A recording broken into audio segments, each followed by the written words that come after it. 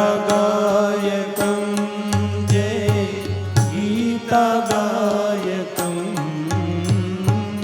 गीतगायकं जय गीतगायकं गीतगायकं कृष्ण गीतगायकं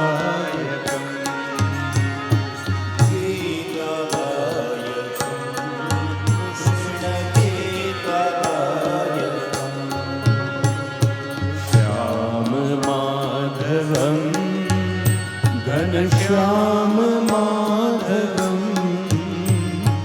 श्याम माधवं घनश्याम माधवं श्याम माधवं घनश्याम माधवं श्याम माधवं घनश्याम माधवं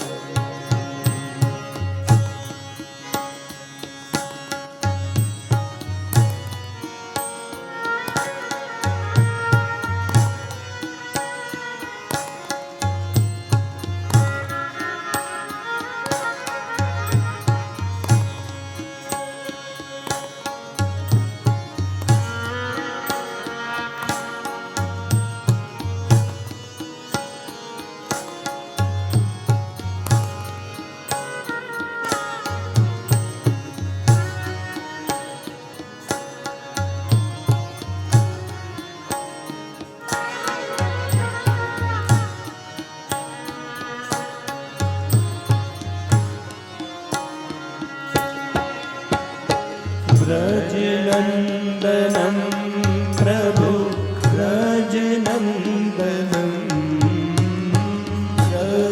व्रजनन्दनं प्रभो व्रजनन्दनं व्रजनन्दनं प्रभु व्रजनन्दनं व्रजनन्दनं प्रभो व्रजनन्दनं नन्दनन्दन कन्द व्रजनन्दनं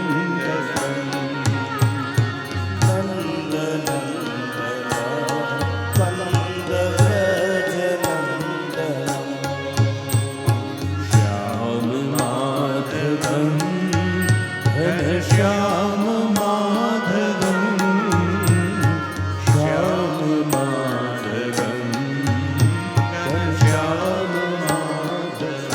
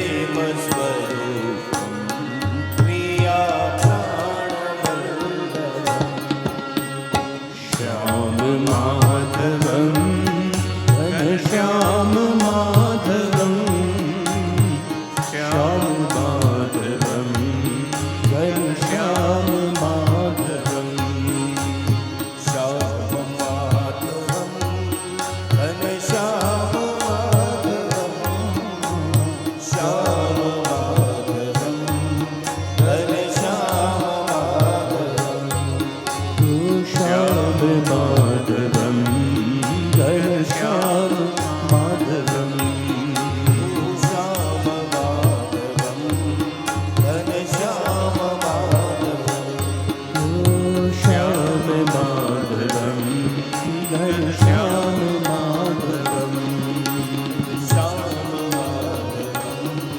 ઘનશ્યામ માધવમ શ્યામ માધવમ ઘનશ્યામ માધવમ શ્યામ માધવમ ઘનશ્યામ માધવમ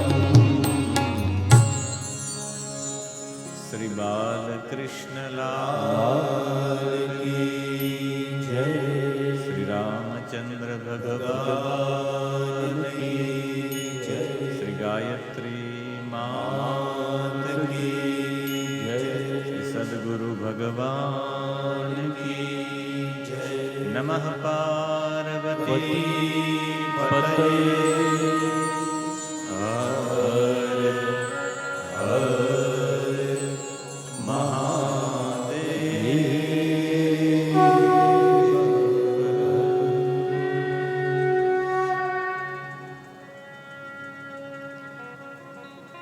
હરિ ઓમ. અખિલેશ્વર રાજરાજેશ્વર શ્રી કૃષ્ણ પરમાત્માના શબ્દ મૂર્તિ સ્વરૂપ શ્રીમદ ભાગવત મહાપુરાણના પાદપદ્મમાં નમન કરું છું. કચ્છની પવિત્ર ધરા ભુજ મહાનગરને અને એમાં વિદ્યમાન એ સમસ્ત ચેતનાઓને વંદન કરું છું. વિપ્રવૃંદ,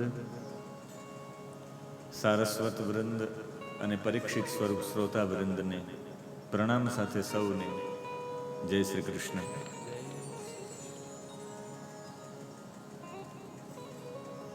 એક માસ સુધી ભાગવતજીનું અવગાહન એ માટે જ્યેષ્ઠ માસમાં આપણે પવિત્ર અવસર પ્રાપ્ત થયો છે. પોતાના સદગુરુ સ્વામી શ્રી જ્ઞાનાનંદ સરસ્વતીજી, શ્રી રામ શર્મા આચાર્યજી અને સ્વામી અવધેશાનંદજીની કૃપા કટાક્ષથી આ અવસર પ્રાપ્ત થયો છે. અને પોતાના પૂર્વજોની પુણ્ય સ્મૃતિમાં સ્વર્ગીય નારણજી નથુભાઈ ચંદે અને સ્વર્ગીય લક્ષ્મીબેન ભુલજીભાઈ ઠક્કર એમની પુણ્ય સ્મૃતિમાં એના પુણ્યના પ્રતાપે મુખ્ય મનોરથીનો અવસર પ્રાપ્ત થયો છે. એવા શ્રી ભુલજીભાઈ નારણજીભાઈ ચંદે, એમના ચિરંજીવી સંદીપભાઈ, એમના ચિરંજીવી દેવદત્તભાઈ અને શ્રી વૃષાંગભાઈ નરેશભાઈ કોટક તથા સમસ્ત ચંદે એટલે ઠક્કર પરિવાર પધારેલા તમામ ભાવિક ભક્તોનું સરહૃદય સ્વાગત કરે છે. આપ સૌને અભિવાદિત કરે છે. આપ સૌને ઠક્કર પરિવારના, ચંદે પરિવારના જાજા કરી અને જય શ્રી કૃષ્ણ. નિત્ય જેમની ઉપસ્થિતિ હોય છે એવા ડૉક્ટર શરમાળ સાહેબ, જગદીશભાઈ, પુનિતભાઈ, નિર્મલભાઈ, અમારા કીર્તનકાર અને આ તરફ સમસ્ત માતૃશક્તિને પ્રણામ. આજે હું જે વિષય પ્રસ્થાપિત કરવાનો છું આપની સામે, એટલે મેં કાલે બહુ નજીક પહોંચ્યા ને પછી મેં વિષયને છોડી દીધો.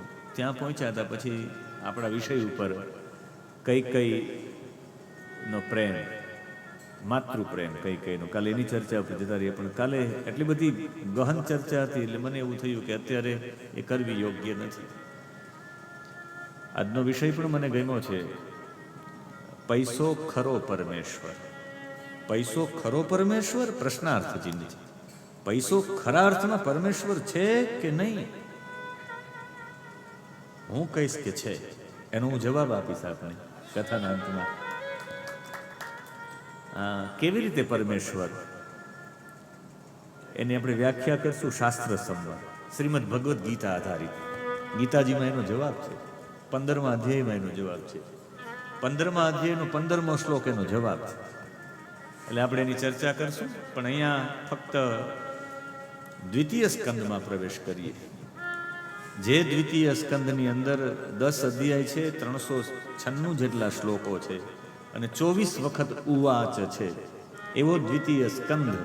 સ્કંદ એટલે વિભાગ, જેનું નામ છે સાધન લીલા. ભગવાનને પ્રાપ્ત કરવા માટેના કયા કયા સાધનો છે, એમાં આપણે કાલે નારદજી અને બ્રહ્માજીનો સંવાદ ચાલતો હતો. નારદજીને કહે છે કે દ્રવ્ય, કર્મ, કાળ, સ્વભાવ, જીવ આ બધું વાસ્તવમાં ભગવાનથી અલગ છે જ નહીં, બધું ભગવાન જ છે. ને એ સાથે દ્વિતીય સ્કંદના 5મા અધ્યાયમાં આપણે પ્રવેશ કરીએ અને 5મા અધ્યાયમાં 22મો શ્લોક.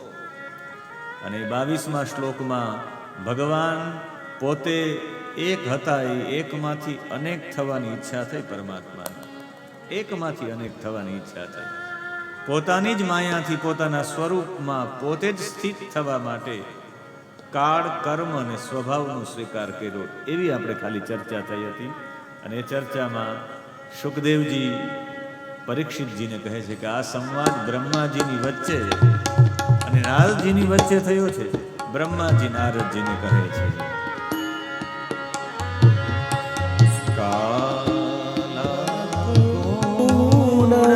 વ્યતિકર પરિણામ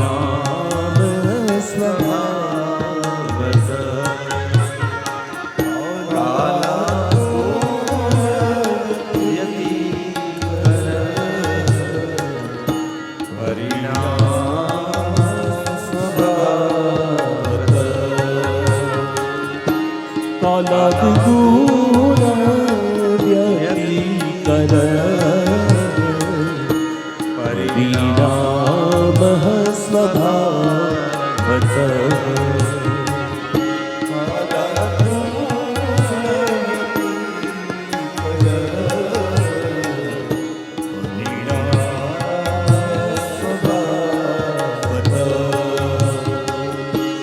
કર્મણો જન્મમાં પુરુષાધિષ્ઠિતા ભૂત.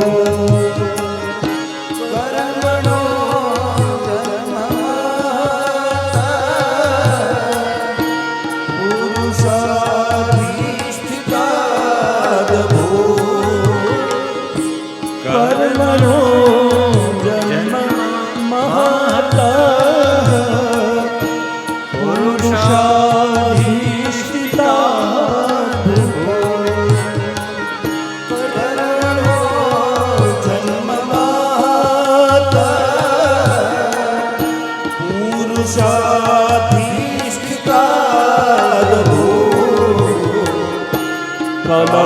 ગુણ વ્યતિકર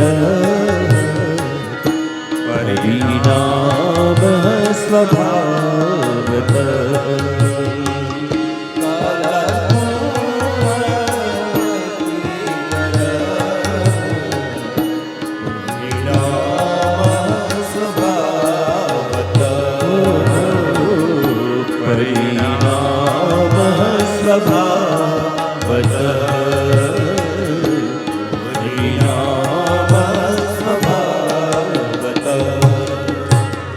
બીજા સ્કંદના 5મા અધ્યાયનો 22મો શ્લોક છે.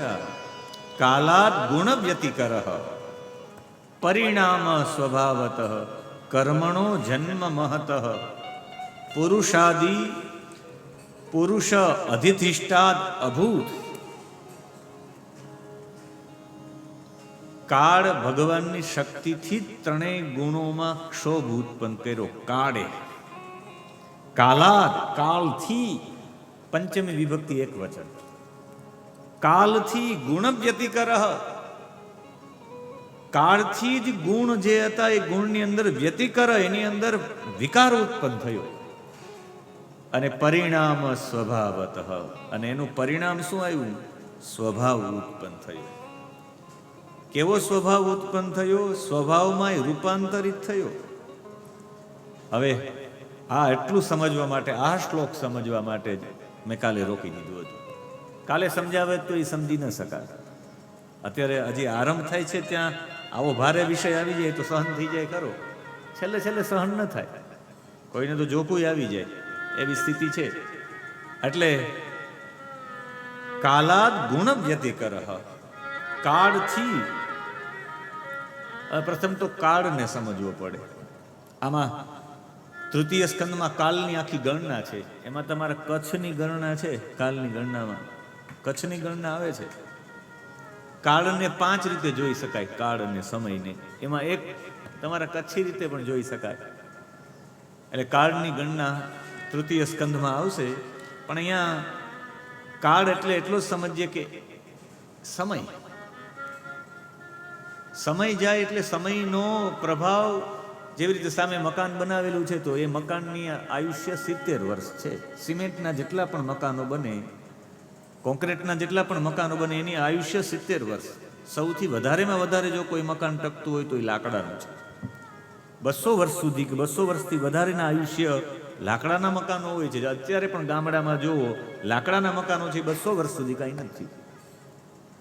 આ જે મકાનોનું આયુષ્ય છે ફક્ત ને ફક્ત 70 વર્ષ સુધી હોય છે. પછી તમારે રિપેરિંગ કરાવવું જ પડે. એમ કાળ છે, એ કાળનો પ્રભાવ પડતો હોય દરેક ઉપર. આપણા ઉપર જે પ્રભાવ પડે છે શરીર ઉપર, એ કાળનો પડે છે. કાળનો પડે છે એટલે આપણા ચહેરામાં ફેરફાર થઈ જાય, આપણા બોડીની અંદર ફેરફાર થઈ, આંખોની અંદર, કાનની અંદર ફેરફાર થાય. એનું કારણ કાળ. કાળ સૌથી વધારે. સમય જાય, તમે કોઈ મકાનને પેક કરીને જાઓ તો અંદર તમને ધૂળ મળશે. કાળનો પ્રભાવ પરમાત્મા ઉપર પણ પડે છે. એ એવા માટે કહી શકું કે ભગવાને કાલ, કર્મ અને સ્વભાવનો સ્વીકાર કર્યો. પોતે પેલા એકલા હતા, એકમાંથી ભગવાનને ઈચ્છા થઈ કે એકમાંથી હું અનેક થાવ, લીલા કરવાની ઈચ્છા થાય. અને લીલા કરવાની ઈચ્છા થાય એટલે ભગવાને પોતાની જ એક શક્તિને રૂપાંતરિત કરીને, પરમાત્માની શક્તિ જેને આપણે કહેવાય પ્રકૃતિ. પ્રકૃતિ અને પુરુષ બંને થયા. અને પ્રકૃતિ અને પુરુષ બંને થયા. અહીંયા કાળનો પ્રભાવ પડવાથી ભગવાનની અંદર, કાળ જવાથી ભગવાનની અંદર ગુણ વ્યતિકર, ભગવાનની અંદર ગુણ રૂપી વિકૃતિ ઉત્પન્ન થઈ. આ ભગવાનની અંદર 3 ગુણો ઉત્પન્ન થવા, એનું નામ જ ત્રિગુણાતીત માયા. એને જ કહેવાય પ્રકૃતિ. હવે એ જો ન સમજી છે કે પરમાત્મા એટલે કોણ, પરમાત્મામાંથી માયા કેમ ઉત્પન્ન થઈ, પરમાત્મામાંથી પ્રકૃતિ કેમ ઉત્પન્ન થઈ, ને પ્રકૃતિમાંથી આ સૃષ્ટિ કેમ ઉત્પન્ન થઈ, એ સમજવા માટે હું તમારા ઉપર ફીલ કરાવું છું. તમે સમજી લો તમે પરમાત્મા છો. 1 સેકન્ડ માટે સમજી લો. તમે તમારા ઉપર હશો એટલે સમજી શકશો કે પરમાત્મા એ સૃષ્ટિ કેમ રચી હશે.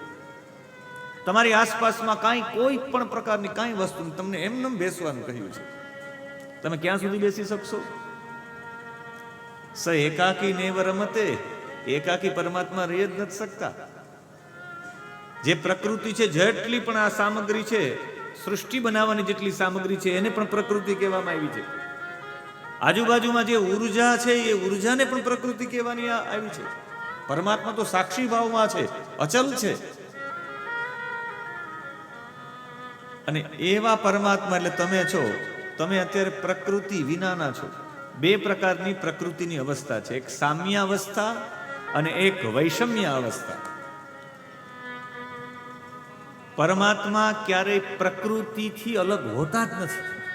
તમે ઉર્જા વિનાના હોઈ શકો ક્યારે, પણ તમે એકદમ શાંત બેઠા રહ્યો ત્યારે તમારે શું સમજવાનું કે તમારી અંદરની પ્રકૃતિ છે. લગભગની અંદર ક્રોધ હોય, પણ એ ક્રોધને પ્રગટ ન કરતા હોય. તો લાકડી લઈ જાય તમે કે આ ક્રોધી થયો, ના, એ અંદરથી ક્રોધ તો હતો, પણ એનો ક્રોધ હતો એ સામ્ય અવસ્થામાં હતો, એકદમ શાંત હતો. બધાની અંદર કામ, ક્રોધ, લોભ, મોહ બધું ભરેલું છે, પણ એ શાંત હોય છે.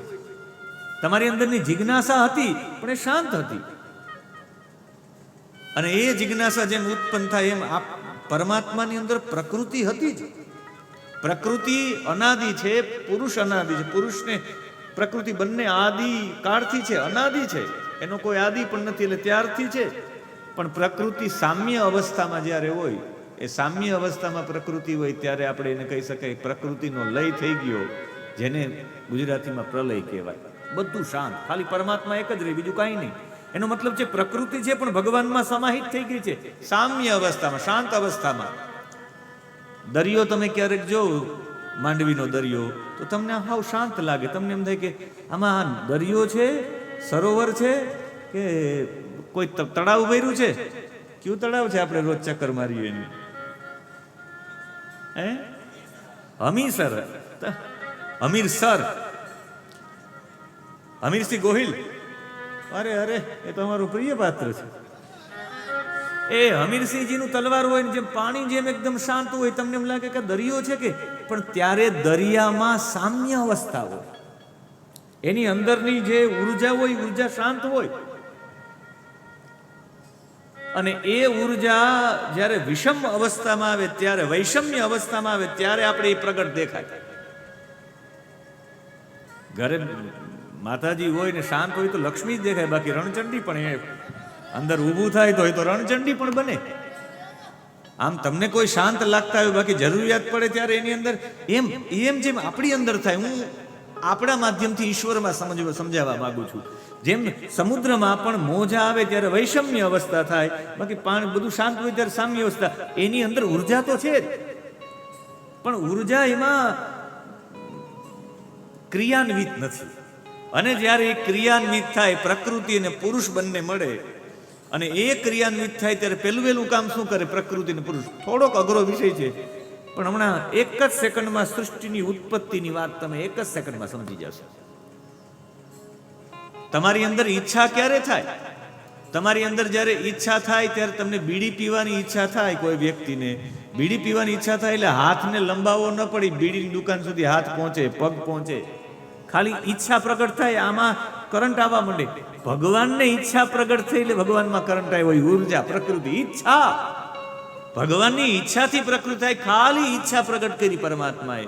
એક શક્તિ હતી ઘણા સમયથી, જે બધું આમ જોયે રાખતી હતી. પ્રકૃતિની જેટલી પણ સામગ્રી હતી, જેટલી પણ આ વિવિધ સામગ્રી છે ને પ્રકૃતિ કહેવાય, એને જોયે રાખતા. એટલે ભગવાનને પણ એક વખત વિચાર આવ્યો, તમારી સામે આ બધું પડ્યું રહે, એમને તમને બેસાડી દેવામાં, તમે જોયે રાખો, તમને એના પ્રત્યે ઈચ્છા થાય કે આ શું હશે, આને મેળવી લેવાથી શું થાય. તમને કોઈ કાગળ જ રાખી દે, કોરો કાગળ, તો એને પણ તમે જોઈ રાખશો કે આ શા માટે હશે, કેમ હશે, અને હું હાથમાં પકડીને જોઈ લઉં. એવી ઈચ્છા વ્યક્ત થાય. પરમાત્માને પણ ઈચ્છા થાય પ્રકૃતિને જોઈને. એ સામ્ય અવસ્થામાંથી વૈષમ્ય અવસ્થા જ્યારે આવીને એમાંથી પ્રકૃતિ અને પુરુષનું બંનેનું જોડાણ થાય, એ ક્રિયાન્વિત થઈ પ્રકૃતિ. એટલે પહેલા વહેલા એને મહત તત્વની ઉત્પત્તિ કરી. હું આજે તમને આ એક જ શ્લોકમાં સાંખ્ય સમજાવવા માંગુ છું. ભાગવતજીમાં સાંખ્ય પણ છે. અમે પૂજ્ય આ ઊંચો જીવ છે, પરિક્રમા કરવા આવ્યા, ભલે ભલે રહ્યા, આ સામ્ય અવસ્થામાંથી બહાર આવ્યા, પ્રકૃતિ ક્રિયાન્વિત થઈ, ભલે ભલે રહ્યા. ક્યારે સાંભળશે? બોલજી દાદાએ કૂતરાઓને કથા સંભળાવી, એમ કેવા થાય કે અમારા માટે તો આજનો ઓલો જે વિષય છે આને અનુરૂપ છે. પ્રકૃતિ ભલે ભલે એને જો અમને કેટલો આનંદ છે કે કોઈ કઈ કે એમ જ નથી, એનો આનંદ છે. હવે અમે પૂજ્ય શંકરાચાર્યજી, સ્વરૂપાનંદ સરસ્વતીજી સાંખ્યકારિકા ભણાવતા વારાણસીમાં, સવારમાં 4 વાગ્યામાં. મારે એ સાંખ્યકારિકા, ઈશ્વર કૃષ્ણજીએ સાંખ્યકારિકા નામનો ગ્રંથ લખ્યો છે. સાંખ્યનો આ ગ્રંથ છે, સાંખ્ય સમજવા માટે. સંખ્યયા સમુત્પન્નમ જ્ઞાનમ ઇતિ સાંખ્ય. જોજો કેટલું સરળ રીતે સમજાઈ જાય સાંખ્ય. એમાં 24 તત્વો છે. સાંખ્ય વાળા કહે કે 24 તત્વોથી આખી સૃષ્ટિ ઉત્પન્ન. 24 તત્વોમાં બીજું કોઈ તત્વ હોય, બીજા તત્વનું નામ છે મહત તત્વ. મોટા ભાગે અહીં કચ્છમાંથી એક વક્તાશ્રીએ મને ફોન કર્યો હતો ઘણા સમય પહેલા કે મહાદેવભાઈ તમે કથાને બધી સારી કરો છો, પણ મને એક કામ સમજાવી દો, મહત તત્વ સમજાવી દો તો હું માનું કે તમે સાચા કથાકાર છો. મને ફોન કરીને કહ્યું કે તમે મહત તત્વ બરાબર સંપાદિત કરી દો તો હું કહી દઉં. એના માટે તમારે કથા બેસાડવી પડે. એમ ફોનમાં ન કહું મેં એમને, કે હાલો કથા બેસાડ દો, કંઈ વાંધો નહીં તમારી કે. મેં કીધું ના ના, કથા ન બેસાડતો સમજાવી દઉં. મેં એને મહત્તત્વ સમજાવી દીધું.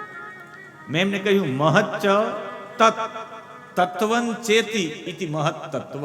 આ મહત્તત્વની વ્યુત્પત્તિ છે. મહત એટલે મોટું, તત્ તત્વં ચ ઇતિ મહ મોટી, અને તત્વ એટલે પુરુષ અને પ્રકૃતિ. મહત એટલે બહુ મોટું, અને બહુ મોટી એટલે પ્રકૃતિ, અને તત્વ એટલે પરમપિતા પરમેશ્વર. પ્રકૃતિ અને પુરુષ બે મળે એમાંથી જે જન્મે એને મહત્તત્વ કહેવાય. મેં કીધું આ એક વ્યાખ્યા એની. બીજી વ્યાખ્યા સમષ્ટિ બુદ્ધિ સ્વરૂપમ મહત્તત્વમ. સાંખ્યકારી કહેવું કહે સમષ્ટિની બુદ્ધિ આવે, સમષ્ટિ એટલે આખા જગતની બુદ્ધિ આવી જાય, એને સમષ્ટિ બુદ્ધિ સ્વરૂપમ મહત્તત્વમ. આખા સમષ્ટિમાં બુદ્ધિ આવે, એ બુદ્ધિની ઉત્પત્તિ થાય, સમષ્ટિની બુદ્ધિ, આખા જગતની બુદ્ધિનું સ્વરૂપ તમારી અંદર આવે, એને મહત્તત્વ કહેવાય. એ કે હું બરાબર સમજો નહીં, કંઈક ઉદાહરણ આપો તો હું સમજી શકું. મેં એને ઉદાહરણ આપ્યું કે અવ્યક્ત પ્રકૃતિ છે, જે વ્યક્ત નથી થઈ શકતી. પ્રકૃતિ છે, હમણાં આપણે જે પ્રકૃતિની ચર્ચા, પણ એ અવ્યક્ત છે. આમ સમુદ્રની અંદર મોજા આવે તો કેના લીધે મોજા આવે એ દેખાય છે, એના લીધે મોજા આવે, એ અવ્યક્ત પ્રકૃતિ છે. એ અવ્યક્ત પ્રકૃતિ વાળી સ્થિતિમાં એની બેયની વચ્ચેનો જે ભાવ છે એને કહેવાય મહત્તત્વ. કે એમાં હું નથી સમજો, તમે નહીં સમજ્યા હોય. હવે હું સમજાવીશ ને એક જ સેકન્ડમાં. તમે ઘસઘસાટ સૂતા છો ને તમે જાગો, જાગવાની સાથે તમે જાગો ત્યારે મને એ તમે સમજાવશો. જ્યારે તમે જાગો ત્યારે પેલા વેલા બુદ્ધિ જાગે કે અહમ જાગે? પેલા વેલા તમે આમ જાગો તો તમને એવું સીધું થઈ જાય કે હું ડોક્ટર મહાદેવ પ્રસાદ છું. જાગો એ સાથે તમને થઈ જાય કે હું જનક બાપુ છું.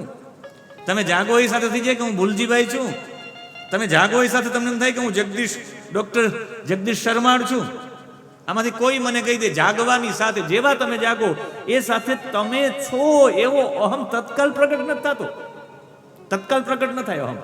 એની વચ્ચે તમે આમ જાગો એટલે તો કઈ મૂળમાં જ નહીં, હું ક્યાં છું એ ખબર ન હોય ને. ફાફા મારે પછી ખબર પડે કે લે હું ભુજમાં છું, ઉતારે છું. પછી ખબર પડે કે હું ભુજમાં છું, હું ડોક્ટર મહાદેવ પ્રસાદ છું ને કથા કરવા આવ્યો છું. એ જે તમે જાગો અને તમે ડોક્ટર મહાદેવ પ્રસાદ છો, એ બે વચ્ચેની જે સ્થિતિ છે એ સ્થિતિને મહત્તત્વ કહેવાય. એટલી જ, બીજી કોઈ વાત નહીં. બુદ્ધિ જે બુદ્ધિ છે, સમષ્ટિની બુદ્ધિ છે, એ સમષ્ટિની બુદ્ધિ એનું નામ છે મહત્તત્વ. તમે જાગો, તમે જે તમારી જાગૃતિ આવે ને, જાગૃતિ પછી અહમ ભાવ જાગે કે હું આ છું, એની વચ્ચે જે સ્થિતિ છે એ સ્થિતિને મહત્તત્વ કહેવાય. સમજો છો ને? તમે તમારી જાગૃતિ પ્રકૃતિ અને પુરુષ બંને મળ્યા, પ્રકૃતિ અને પુરુષ બંને સાથે થયા, શક્તિ ક્રિયાન્વિત થઈ. શક્તિ ક્રિયાન્વિત થઈ એટલે પેલું વેલું એમાં ઉત્પન્ન થયું બુદ્ધિ. અને એ બુદ્ધિ એટલે જે અહમ ભાવ જાગે કે હું છું એ પેલા, અને જાગૃતિ વચ્ચે અને અહમભાવની વચ્ચેની જે સ્થિતિ છે, ઘસઘસાટ નિંદ્રામાં તમને ઓચિંતામાં કોઈ જગ્યા આમ થાય, પછી થોડીક વાર માટે તમે વિચારી ન શકો તમે ક્યાં છો, કેમ છો. એ જ્યાં સુધી અહમભાવ હું પણ ન આવે ત્યાં સુધી જાગવાની વચ્ચે અને એ અહમભાવ વચ્ચેની જે સ્થિતિ છે એ સ્થિતિનું નામ છે મહત્તત્વ. અને એ મહત્તત્વ જાગે, પરમાત્માથી હું અલગ છું એવો ભાવ થાય મહત્તત્વ. હું પરમાત્માથી અલગ છું, હું આવે અને પરમાત્માથી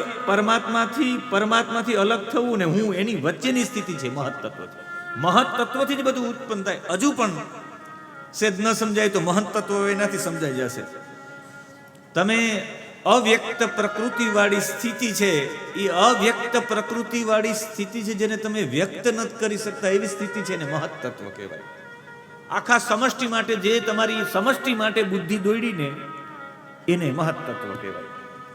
હવે એનાથી આગળ આ સાંખ્ય એવા માટે આપની આગળ મારે પ્રસ્તુત કરવું છે કે હાલો એ મહત્તત્વ જાગ્યું છે, પુરુષ અને પ્રકૃતિ આ બંને સાથે મળ્યા, શક્તિ ક્રિયાન્વિત થઈ, તો પેલા જે ચમકારો થયો ને, પ્રકૃતિ ને પુરુષ મળ્યું, શક્તિ ક્રિયાન્વિત થઈ, સમુદ્ર છે, સમુદ્રની અંદર જેવી રીતે તમે છો, તમે બેઠા છો એકદમ શાંત, અને શાંત બેઠા છો ને તમને કંઈક વસ્તુ મળીને તમે ક્રિયાન્વિત થયા, તમને એક ચોપડી મળીને તમે ક્રિયાન્વિત થયા, અને પેલા ચોપડી શું હશે, આ ચોપડીમાં શું હશે, આવો વિચાર આવો, આનું નામ છે મહત તત્વ, એ બુદ્ધિ.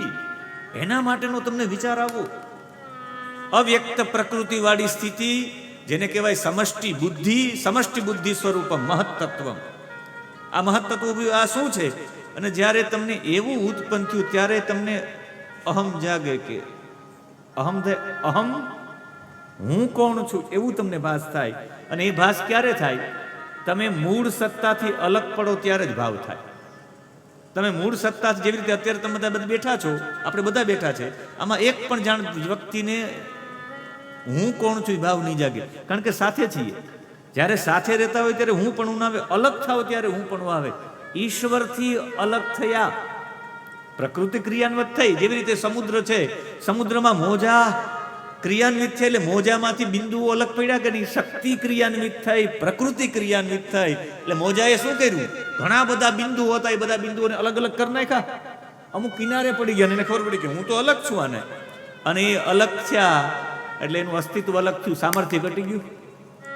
જે એના ટીપા બની ગયા, સામર્થ્ય ઘટ્યું, એ અલગ પડીને કિનારા ઉપર આવી ગયા ફીણના રૂપમાં, સામર્થ્ય ઘટ્યું. ઈશ્વરમાં ને આપણામાં એટલો ફરક છે, આપણે એનાથી અલગ પડીએ એટલે સામર્થ્ય ઘટી જાય. તમે ઈશ્વર સાથે જોડાવો એટલે તમારું સામર્થ્ય વધી જાય. આ એટલી જ બાબત છે, એનાથી છૂટા પડવાની. કોઈએ નિશ્ચલાનંદ સરસ્વતીજીને કોઈએ પ્રશ્ન પૂછ્યો હતો કે નિશ્ચલાનંદ સરસ્વતી કે ગુરુદેવ અમને મહત તત્વ અમે સમજી શકીએ એવી ભાષામાં કંઈક કહ્યો. અને નિશ્ચલાનંદ સરસ્વતીજીએ, જે પીઠાધીશ્વર છે ગોવર્ધન પીઠના, એને એટલી સામાન્ય વાતમાં સમજાવ્યું કે તું બેઠો રે, આમ ઓલા બેઠા રહ્યા એકદમ શાંત, આંખો બંધ કરીને બેઠો રે. એ આંખો બંધ કરીને બેઠા રહ્યા 1 કલાક, 2 કલાક, 3 કલાક. 3 કલાક પછી માણસની સ્થિતિ છે એ હલનચલન તો કરે ને, એને આમ હલનચલન કર્યું. અને હલનચલન કર્યું ત્યારે કહ્યું, તું શાંત જ્યારે બેઠો હતો ને ત્યારે મહત તત્વમાંથી પહેલું વહેલું જો કંઈક ઉત્પન્ન થયું હોય તો આકાશ તત્વ ઉત્પન્ન થયું. તારી અંદર તું પરમાત્માથી અલગ છે ને પહેલા વહેલા તું પરમાત્માથી અલગ થાય એટલે તું બરાબર બેસી પણ ન શક, હલનચલન કરવું જ પડે. આમાંથી જેટલા લોકો પરમાત્મા સાથે એકાકાર હશે, આજે જ મને જીતુભાઈ ઠપકો આપતા હતા કે મહાદેવભાઈ તમે પલોઠી બદલાવતા નથી, લોહીનું પરિભ્રમણ થાય નહીં. પણ મેં કીધું મને યાદ જ ન રહે. તમે મને હવે ટકોર કરજો કે પલોઠી બદલાવાની છે. મેં કીધું મને યાદ જ ન રહે. યાદ ન રહે એનું કારણ શું? કે હું આમાં એટલો ઓતપ્રોત હોય તો મને આનો ખ્યાલ ન રહે.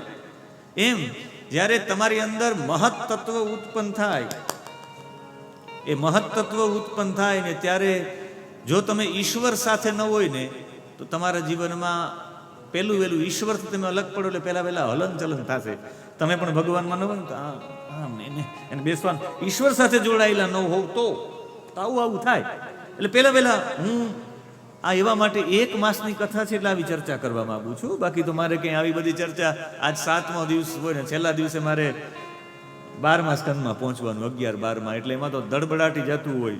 પણ મને એમ છે કે અહીંયા હું ઉલ્લેખ કરી દઉં. હજુ બીજા સ્કંદમાં છે, હજી શરૂઆત છે, ત્યાં તમે બધું આ ગ્રહણ.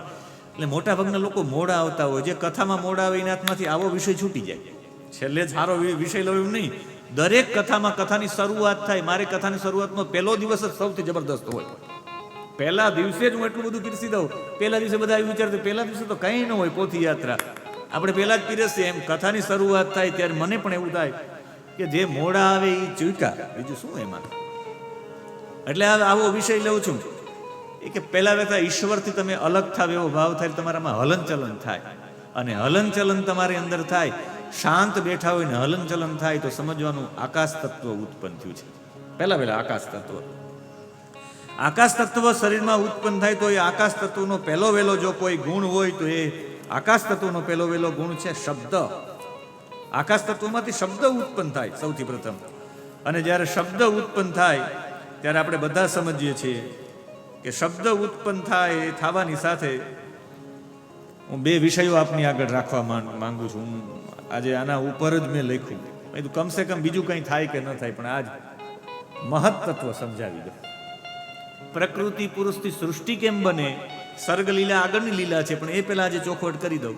આકાશ તત્વનો એક ગુણ છે, તમારી અંદર આકાશ હલનચલન તમારી અંદર થયું, તમે શાંત બેઠા રહો ત્યારે તમારી અંદર આકાશ તત્વ છે. આકાશ તત્વ હતું તો જ તમે શાંત બેસી શકો. એટલે મહત તત્વમાંથી પહેલા તમે અલગ થાવ એટલે પહેલા તો તમે શાંત હો. આકાશ તત્વ છે, એ આકાશ તત્વમાં થોડો સમય આવે એટલે વિકૃતિ ઊભી થાય, અને વિકૃતિ ઊભી થાય એટલે તમારું હલનચલન થાય. હલનચલન થાય એટલે આકાશમાંથી વાયુ પ્રગટ છે. હલનચલન વાયુ વિના થાય? આ પંખો વાયુ વિના ફરે? આકાશમાંથી વાયુ કેમ ઉત્પન્ન થયો? આ બધા મોટે ભાગે ઉપનિષદમાં કહેતા હોય ને, આકાશાદ વાયુ વાયો હો અગ્ને હે જલમ, એમ જે આખી પરંપરા છે, પૃથ્વી આપહ, એ પરંપરામાં તમે હલનચલન કરો એટલે એમાંથી વાયુ ઉત્પન્ન થાય. આકાશનો વિકાર થયો છે વાયુ, તમે આમ હલનચલન થયા છો.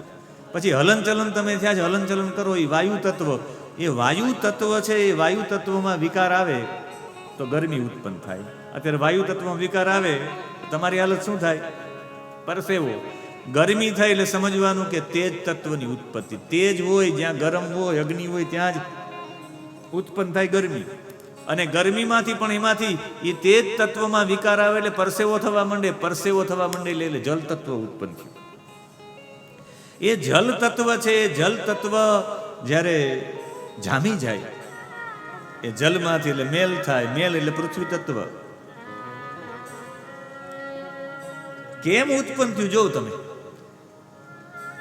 સૌથી પહેલા પ્રકૃતિ અને પુરુષ. પ્રકૃતિ અને પુરુષ. પુરુષ એ ઓલી પ્રકૃતિ ક્રિયાન્વિત થઈ, કારણ કે ભગવાને કાલ કર્મ અને સ્વભાવનો સ્વીકાર કર્યો. એ ઉત્પન્ન થઈ એટલે એની વચ્ચેની જગ્યા હું પરમાત્માથી અલગ છું એવો ભાવ ઉત્પન્ન થયો, જેને સમષ્ટિ બુદ્ધિ સ્વરૂપ કહેવાય, મહત તત્વ. અને મહત તત્વ એમાંથી ઉત્પન્ન થયું એટલે સૌથી પ્રથમ એની અંદર આકાશ તત્વ ઉત્પન્ન થયું. આકાશ ઉત્પન્ન થયું, કાંઈ નહોતું. આકાશ તત્વ, એ આકાશની અંદર જ ઓચિંતા વાયુ ઉત્પન્ન થયો, અને એ વાયુનો વિકાર છે એનાથી તેજ ઉત્પન્ન થયું. તેજ ઉત્પન્ન થયું, એમાંથી જલ ઉત્પન્ન થયું, જલમાંથી જ ઉત્પન્ન થયું પૃથ્વી. આમ ઉત્પન્ન થઈ. આપણે મારા શરીરમાં સમજાવ, તમે શાંત બેઠા હતા, આકાશ તત્વ હતું, બહુ બેસી નહીં આમાં વહેલા વાયુ તત્વ હોય તો જલી શકો. એ વાયુ તત્વમાં વિકાર આવ્યો, અને વાયુ તત્વમાં વિકાર આવ્યો એટલે તમને ગરમી થઈ. એ તમને ગરમી થઈ, તેજ તત્વની ઉત્પત્તિ છે. તેજ હોય તો અંદર તેજ હોય તો જ, બહાર તડકો હોય તો ગરમી થાય. તેજ તત્વની ઉત્પત્તિને એમાં વિકૃતિ આવી, પસીનો થયો, એ જલ તત્વ. પસીનો થયો ને પસીનો જામી ગયો, એમાંથી ગંધ તત્વ, પૃથ્વી તત્વ ઉત્પન્ન થયું. અને એ રીતે સાંખ્યકારિકા છે. આમ તો આપને સાંખ્યકારિકા વિશે ખાલી આખી સૃષ્ટિ સમજાઈ જાય પછી આગળ વધુ, અને એ ન સમજાય તો અમારી પાસે ગંગા સતી પણ છે. ગંગા સતી સરળમાં સરળ સમજાવી દે. અને એમાં માટે સાત્વિક એકાદશક પ્રવર્તતે વૈકૃતાદ અહંકારાત, આ 25મી કારિકા છે સાંખ્યકારિકાની. ભૂતાદેશ તન્માત્રસ તામસમ તેજસાદ ઉભયમ, સાંખ્યકારિકા છે. અને જ્યારે આ મહત તત્વ ઉત્પન્ન થયું ને મહત તત્વમાંથી અહંકાર ઊભો થયો. ભગવાનથી તમે અલગ થયા. ઓલી જે તમે ઘસઘસાટ સૂતા હતા અને એમાંથી તમે જાગૃત થયા ને એમાં જાગૃત થયા ને હું છું એ અનુભવ થાય, એની વચ્ચે જે સ્થિતિ છે, સ્થિતિનું નામ છે મહત તત્વ. અને મહત તત્વમાંથી પહેલું વહેલું ઉત્પન્ન થાય અહંકાર. હું કોણ છું? અહમ ભાવ ઇતિ અહંકાર. એ અહમ ભાવ ઉભો થયો, એ 3 પ્રકારનો વિકાર છે. અને એમાં વૈકૃત જે છે એને સાત્વિક અહંકાર કહેવાય, ભૂતાદિ છે એને તામસ અહંકાર કહેવાય, અને તેજસ છે એને રાજસ અહંકાર કહેવાય. અહંકારના પણ 3 પ્રકાર છે. આપણે એમ થાય કે એટલે શું? 11 ઇન્દ્રિયો ઉત્પન્ન થાય. જે આપણે હું કહેવા માંગતો તો 11 ઇન્દ્રિયો કેવી રીતે, પછી સીધા જ આપણે ગંગા સતીને સમજી લઈ. આખવાનો આકાશ ઉત્પન્ન થયું. આકાશ જ્યારે પણ ઉત્પન્ન થાય, અત્યારે તમારી બાજુમાં ખાલી જગ્યા છે, આને આકાશ કહેવાય. સૌથી પહેલા મહત તત્વમાંથી જ્યારે આકાશ ઉત્પન્ન થયું, આકાશ ઉત્પન્ન થયું તો એનો ગુણ કયો છે? આકાશનો ગુણ શબ્દ. આકાશવાણી છે, તમારાથી મારો અવાજ સંભળાતો તો એની આકાશ હોય તો જ મારો શબ્દ સંભળાય. આકાશ છે તો એનો શબ્દ ઉત્પન્ન થયો, અને શબ્દમાંથી ક્ષોત્રેન્દ્રિય જેને કાન ઉત્પન્ન થયો. આમ ઉત્પન્ન થતી જાય. એમ પછી વાયુ ઉત્પન્ન થયો આકાશમાંથી. વાયુના 2 ગુણ છે. વાયુમાં શબ્દ પણ છે, એમ હવા આવે તો શબ્દ સંભળાય અને વાયુનો સ્પર્શ પણ થાય. એનામાં એ 2 ગુણ છે, શબ્દ અને સ્પર્શ. એને અનુભવવા માટે ત્વગ ઇન્દ્રિય ઊભી થઈ, જેને કહેવાય ચામડી. એના પછી એમાંથી તેજ ઉત્પન્ન થયું. તેજના 3 ગુણો છે. શબ્દ પણ છે તેજમાં, અગ્નિ થતો હોય શબ્દ સંભળાય, સ્પર્શ પણ અનુભવી શકાય અને પછી એનું એક રૂપ પણ હોય અગ્નિનું. એના 3 ગુણો છે. એને જોવા માટે નેત્રેન્દ્રિય, ચક્ષુ ઇન્દ્રિય, જેને ચક્ષુ કહેવાય, એ ઉત્પન્ન થયું. પછી જળમાં 4 ગુણો છે. જળમાં સ્પર્શ પણ કરી શકો, એનો શબ્દ પણ કલકલ કલકલ સંભળાતું હોય, એનું રૂપ પણ છે અને એને ચાખો તો એનો રસ પણ છે. એના 4 ગુણ છે જલની અંદર. અને પછી એના માટે રસેન્દ્રિય જીહવા ઊભી થઈ છે. અને પૃથ્વીના 5 ગુણ છે. એમાં શબ્દ પણ છે. પૃથ્વીમાં કોઈ પણ વસ્તુ આમ કરો તો શબ્દ સંભળાય, એનો સ્પર્શ કરી શકો, એનું એક રૂપ છે. માટીને ચાખો તો એનો રસ પણ છે અને સૂંઘો તો એની ગંધ પણ છે. આ 5 ગુણો છે. એટલે આ જ્યારે વિકારો ઉત્પન્ન થયા, એમાં સાત્વિક જે હતા એમાંથી 11 ઇન્દ્રિયો ઉત્પન્ન થઈ. આકાશ, વાયુ, તેજ, જળ અને પૃથ્વી આ ઉત્પન્ન થયા. એ ઉત્પન્ન થયા તો સમજી લેવાનું કે એના અનુભવ માટે 5 જ્ઞાનેન્દ્રિય ઉત્પન્ન થાય. રસ, રૂપ, ગંધ, શબ્દ, સ્પર્શ, એ તન માત્રાનો અનુભવ કરવા માટે ભગવાને એમ તમે અહીંયા એક નાનકડો એવો માટી ઊભી કરો તો માટીમાંથી થાળી પણ બને ને વાટકા પણ બને, બધું બને. માટી ઉત્પન્ન કરવી એ જ જરૂરી છે. એના માટે આ કહ્યું. એના માટે ગંગા સતી. એમાં પણ એક સામાન્ય બાબતમાં આપણે આખું જગતની આખી સૃષ્ટિ સમજાઈ જાય. આ કેવી રીતે ઉત્પન્ન થયું. એના 52 ભજનોમાંથી મોટાભાગના બધા ભજનો ભૂપાલીમાં છે. અને એવા ભૂપાલીના ભાવ સાથે ગંગા સતી કહે છે પાનબાઈ, જી પાનબાઈ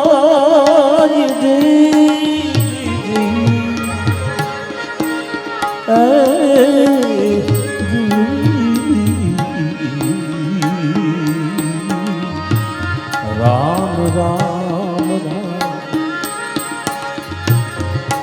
મૂળ રે પ્રકૃતિથી છૂટીને ગયા ને પાનબા, અને પછી તૂટી ગઈ સગલી જોને બ્રાત.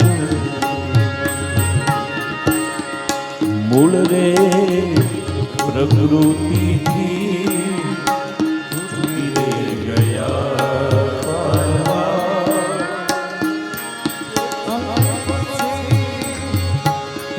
તૂટી ગઈ સગલી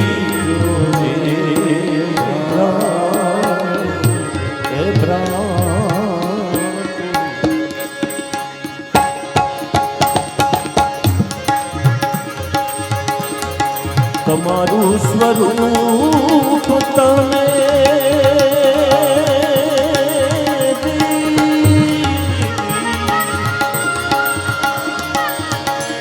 અરે પાનબા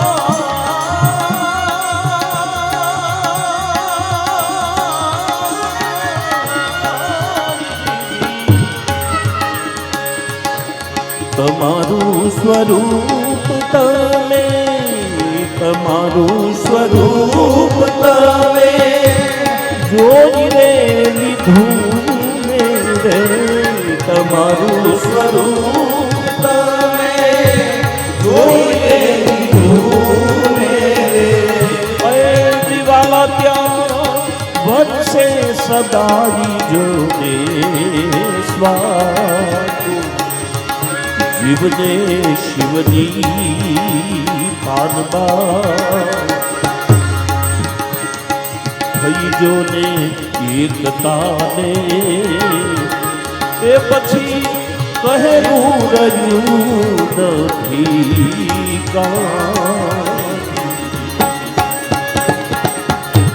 દ્વાદશ કીધો જેને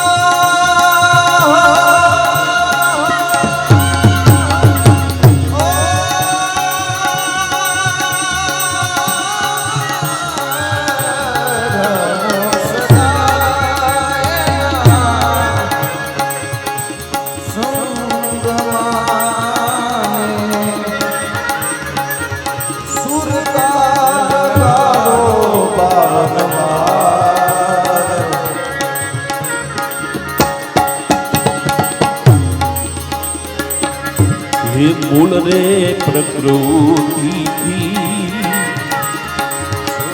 છૂટી રે ગયા રે પાનબા એની તૂટી ગઈ સઘળી જોને ભ્રાતો એ તૂટી ગઈ સઘળી જોને ભ્રાતો એ તૂટી ગઈ સઘળી જોને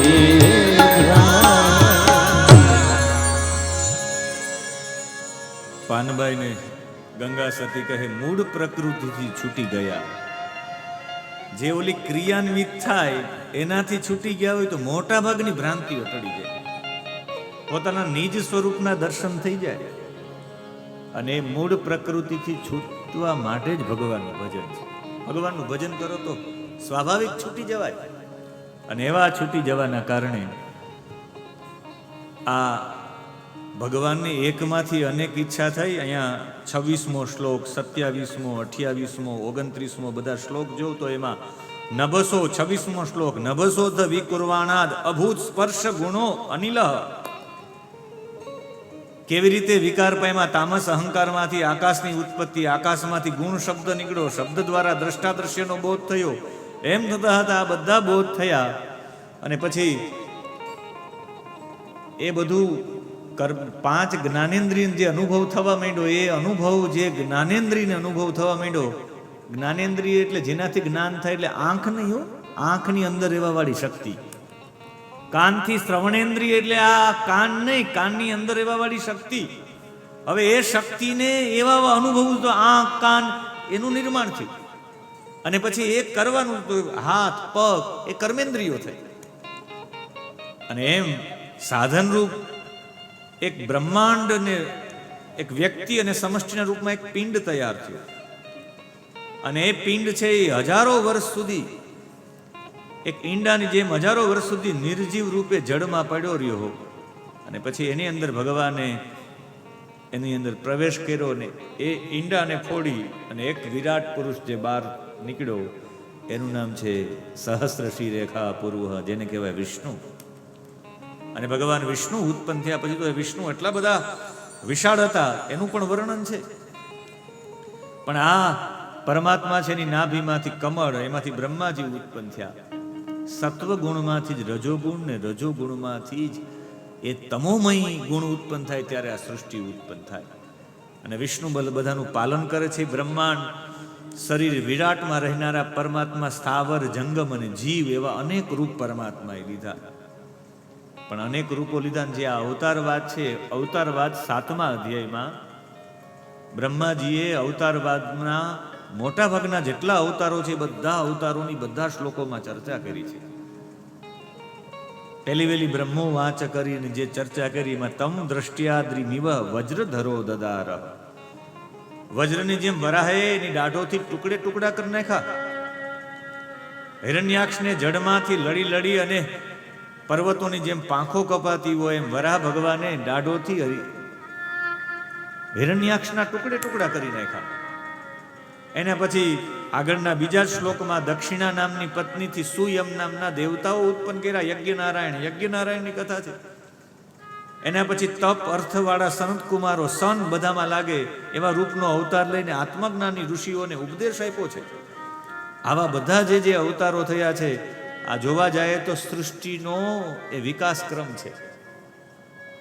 સૌથી પહેલા અમીબાથી લઈ અને જીવ સૃષ્ટિ ધીમે ધીમે ધીમે ધીમે મોટી થઈ છે. આજનું વિજ્ઞાન એવું કહે છે હિરણ્યાક્ષ છે એ જળચર પ્રાણી હતો, એટલે પૃથ્વીને જળમાં લઈ ગયા. જળચર પ્રાણીમાંથી જ એક સૃષ્ટિ એવી થઈ જે જલમાં પણ રહી શકે અને સ્થળમાં પણ રહી શકે. એ જ વરાહ, એટલે માટીમાં પણ રહી શકે. એનાથી એ જળ સૃષ્ટિમાંથી સ્થળ સૃષ્ટિ થઈ અને હિરણ્યાક્ષની માયરા એટલે જલમાંથી સ્થળ સૃષ્ટિ થઈ. લાંબા વિકાસ પછી એવી સૃષ્ટિ થઈ. એમ વિકાસ થતા થતા થતા જેમ જેમ લાંબો વિકાસ થતો ગયો એમ ચેતનાનો વિકાસક્રમ બતાવવામાં આવ્યો છે. એ જ આ બધા અવતારોની કથા છે.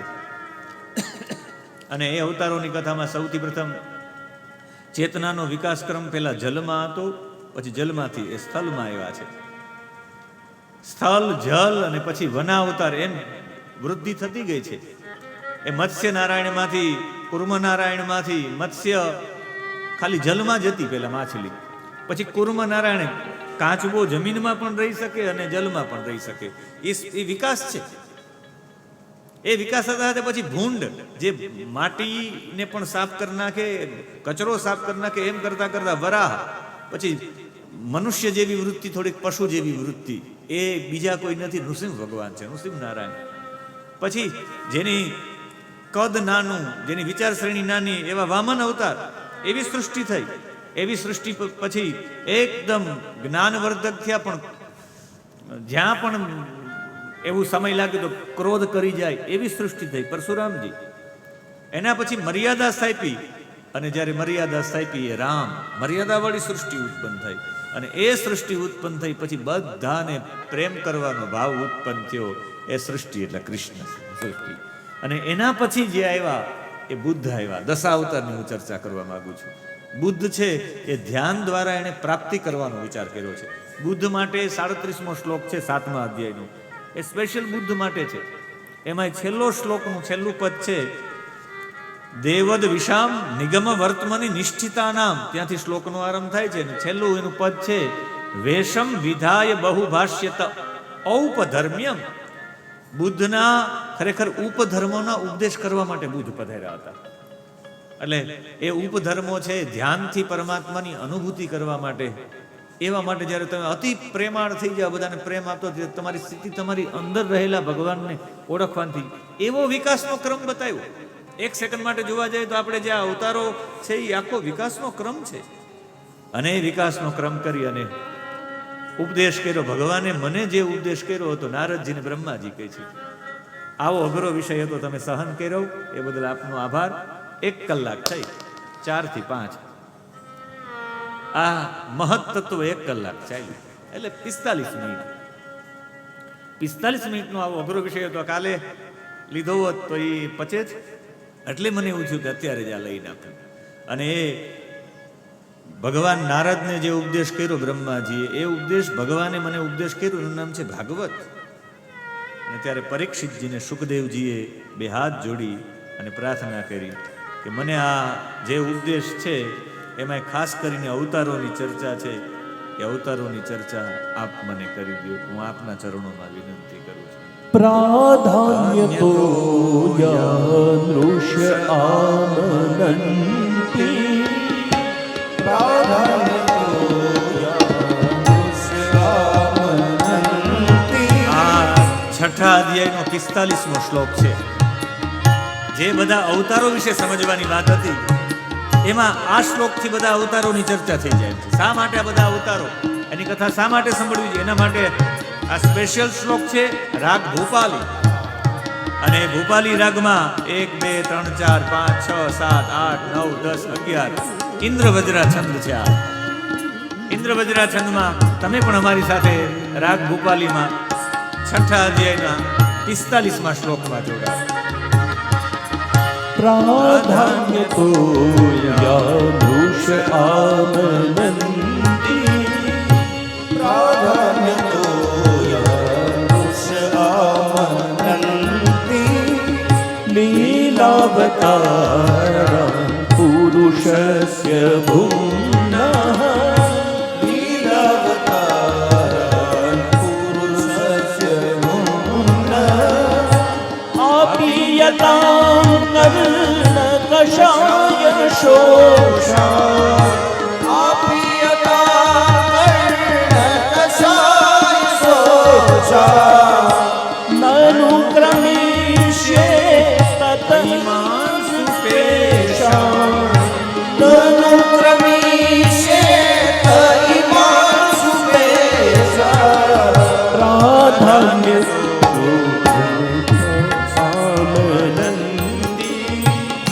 પ્રાધાન્ય તો યાદૃશ્ય આનંતી. લીલાવતારાન પુરુષસ્ય ભુમ્નઃ, લીલાવતારાન પુરુષસ્ય ભુમ્નઃ, પુરુષસ્ય ભુમ્નઃ, પુરુષસ્ય ભુમ્નઃ.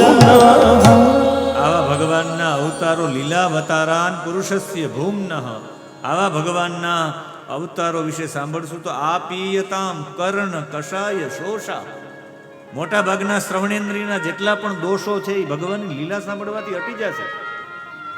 અને આ ભગવાનના જે પણ આ વિકાસ ક્રમના જે અવતારો છે એ અવતારોની કથા સાંભળીને શુકદેવજીને હવે પરીક્ષિતજી મહારાજજીએ પ્રશ્નો પૂછ્યા છે કે હવે તો મારી એવી ઈચ્છા છે, પરીક્ષિતજી કહે કે હું પોતાના આસક્તિ રહિત મને સર્વાત્મા શ્રી કૃષ્ણમાં તલ્લીન કરીને મારું શરીર છૂટે. મને કૃષ્ણની લીલા સંભળાવો કે હું સાંભળતા સાંભળતા મારું શરીર છોડી શકું. 8મા અધ્યાયનો 3જો શ્લોક. કથયસ્વ મહાભાગ યથા અહમ અખિલાત્મની કૃષ્ણે નિવેશ્ય નિસંગમ મનસ્ત્યક્ષે કલેવરમ. હું મારા કલેવરમ, મારા શરીરને ત્યક્ષે, હું છોડી નાખવા માંડું છું.